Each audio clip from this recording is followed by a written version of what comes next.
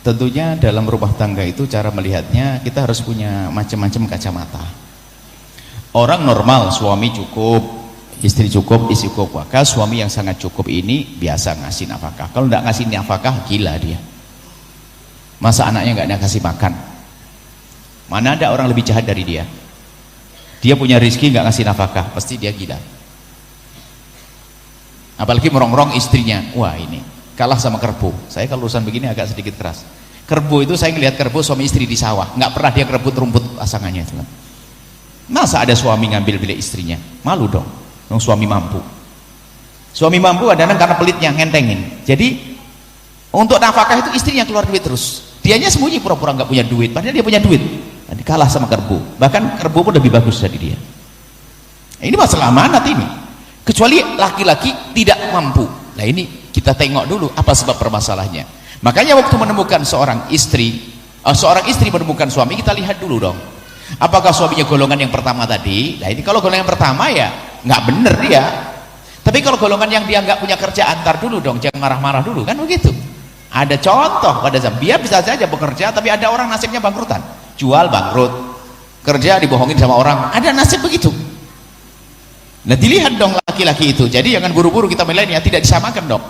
Kalau ternyata dia orang laki-laki nggak mampu dan dia sudah berusaha dan sebagainya, diamnya bisa saja diamnya kecut, tidak mampu menjawab apa om, saya tidak punya kerjaan, saya nggak punya duit, lebih baik saya diam, bahkan mungkin dengan tangis diamnya itu.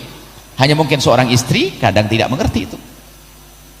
Kalau ini contoh ada pada zaman Nabi, seorang perempuan ngadu ke Rasulullah, dia punya anak, ya Rasulullah, saya punya suami, mungkin kayak gitu pertanyaannya persis, saya punya suami nggak pernah ngasih nafkah ke saya, suami saya adalah bangkrut, ya nggak punya usaha, nggak punya kerjaan. Lalu Nabi bertanya, terus kamu makannya pakai apa? Alhamdulillah ada peninggalan korma dari orang tua saya, masih bisa makan. Cuman masa kok nombok yang saya terus yang nombok, ya Rasulullah, masa saya terus yang nombokin? Oke. Nabi adalah dengan keadilannya mengatakan, memberikan jawaban yang pertama. Kalau memang ini pertanyaannya tadi, suamimu tidak bisa bernafkah sama sekali, maka seorang istri boleh minta cerai.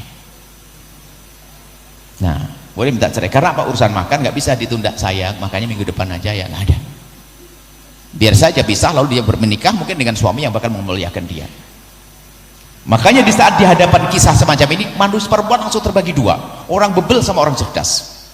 Orang bebel langsung mengatakan, oh iya gitu ya, cerai, cerai, itu pasti bebel dia, cerai, cerai. Yang cerdas nunggu, mungkin ada jawaban lagi dari Rasulullah. Nah ini loh, yang mulai tadi sudah senyum-senyum itu bebel.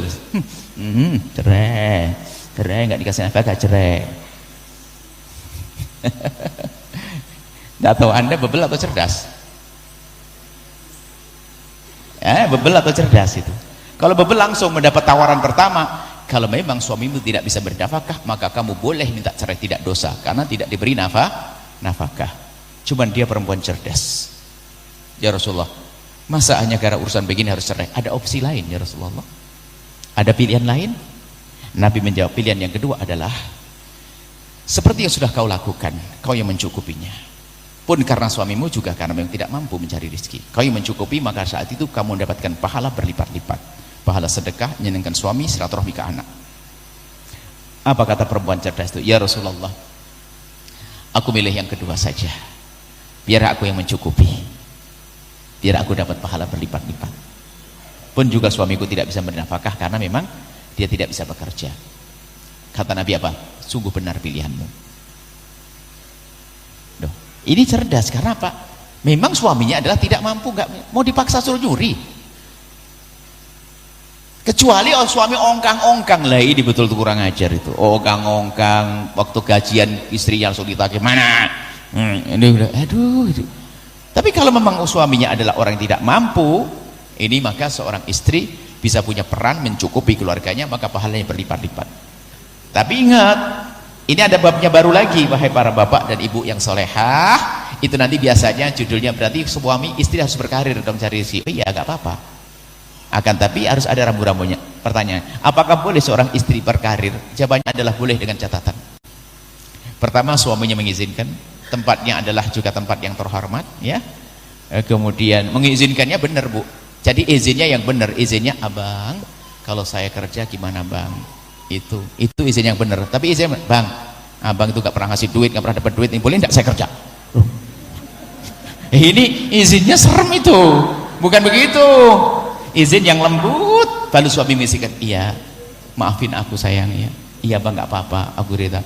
Kemudian apa, dapat izin, kemudian terhormat, kerjaannya halal, keempat tidak meninggalkan pekerjaan yang lebih besar lagi, yang kelima itu lebih penting, tidak menjadikan dia sombong. Ini yang kelima sengaja saya letakkan di paling akhir, sebab banyak kejadian perempuan itu kalau sudah punya sedikit kelebihan biasanya langsung lihat, kalau punya masalah langsung cerai saja, sehingga banyak kalau lihat janda-janda itu banyak kaya-kaya karena dia gampang meminta cerai. Biar paham setelah itu dia menikah lagi jadi lembut. Kenapa? Dia merasa bahasanya aku bisa kok, aku bisa ke mahkamah, aku bisa ini, aku bisa itu. Belum lagi perilakunya di rumah kadang berubah. Seharusnya kalau di wanita solehah, suaminya adalah gak mampu kerja, sudah berusaha bisa kok dia kaya, dia semakin tawadhu. Seperti dalam kisah ini ada, sehingga beberapa generasi para wanita mulia itu setelah sahabat Nabi itu di saat dengar hadis ini tentang perempuan ini, sampai ada mereka berdoa begini, perempuan yang dengar cerita perempuan tadi doanya begini, ya Allah jadikan suamiku melarat biar aku saja yang banyak duit. Ayo loh, yang penting itu bahagia, tidak harus melalui siapa-siapa. Tapi kalau perempuan sudah mulai gak pernah ngasih duit, sudah dicukupi oleh Allah. Yang gak benar adalah laki-laki cukup tapi tidak membiayai, atau pemalas. Alasannya, laki-laki pemalas alasannya macam-macam. Ngaji. Suatu ketika ada pertanyaan, kenyataan nih pertanyaan di pondok kita, ada seorang perempuan ngadep kepada kita, Buya suami saya itu soleh-soleh banget. Masya Allah, soleh banget kan seneng. Maksudnya gimana? Oh rajin sholat, rajin pengajian dan sebagainya. Terus cuman Buya sayang, dia itu tidak pernah ngasih nafkah saya tiap pagi suruh pergi ke pasar. Terus dia yang mana? Hadir pengajian. Salah berguru barangkali dia. Ngaji di mana dia? Ngaji sama Buya. Wah kacau ini, langsung siapa yang kayak begitu? Tak marah, jangan-jangan ada di sini orangnya. Nah, gitu kan. Masa ngaji dengan Buya begitu? Nggak ada, kerja jadi nafkah. Kalau sudah mentok nggak dapat duit, itu lain cerita. Istri berperan. Hidup itu harus indah, tidak boleh memperbudak. Seorang suami berusaha. Kalau ternyata suami mentok, indahnya peran istri. Mencukupi, bahagia, kan enak. Suaminya wah kemana? Ngawal kemana-mana kan enak. Jadi hidup itu harus indah seperti itu ya. Jadi pelan-pelan dulu, saya tidak bisa jawab langsung, makanya sudah direkam.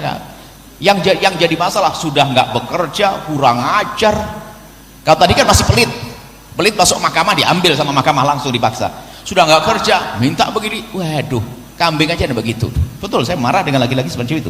Kamu alasannya pengajian, ikut ustadz keliling, pendamping, pengawal ustadz. Tidak usah jadi pengawal ustadz, pengawal istrimu saja. Ini harus hidup yang benar, nggak boleh melanggar syariat. Gayanya memang kebaikan untuk menutupi kebusukan, nggak boleh. Kebaikan ya kebaikan. Sama ibu-ibu itu kadang hadir pengajian itu karena marah sama suaminya, emosi itu pengajian itu. Bapak udah pernah ngaji, nggak boleh Bu ya. Suaminya sudah kangen-kangen dari pagi tadi pagi datang dari Jakarta ngantuk, yang abang mau ditemani. Ini pengajian Bu ya yang datang. Hawa nafsu, pulang sekarang. Nggak boleh, senengkan suamimu dulu. Jadi indah itu penting. Ada yang begitu? Ada yang suaminya datang tadi? Ya nggak ada, yang diem tuh ya, nggak ada angkat tangan tuh. Sudah izin? Yang indah jangan biasa membuat keributan di rumah tangga. Boleh mau dilanjut sampai siang juga boleh, sampai Jumatan. Setelah Anda menyaksikan video ini, jangan lupa berselawat kepada baginda Nabi Muhammad sallallahu alaihi wa alihi wa sahbihi wasallam.